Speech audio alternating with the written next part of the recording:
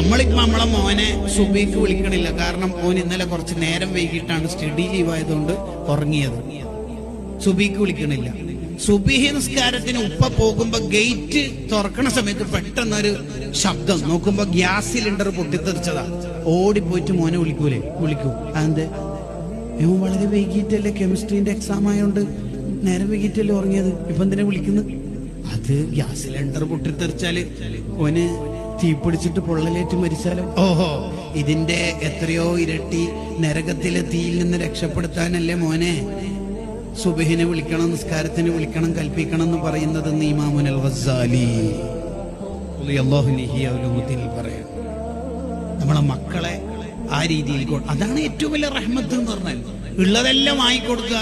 ശരിക്കും അങ്ങനെ ചെയ്യല്ല വേണ്ടത്. ഗസാലി ഇമാമു തന്നെ ഇഹ്യയിൽ പറഞ്ഞല്ലോ, ഉയർന്ന ഫുഡ്, മുന്തി ഇനം ഡ്രസ്സ് മാത്രം കുട്ടികൾക്ക് കൊടുത്ത് പഠിപ്പിച്ച ആ കുട്ടി ആഖിറത്തിന്റെ ആളാവില്ല, അവൻ ദുനിയാവിന്റെ ആളായി മാറും.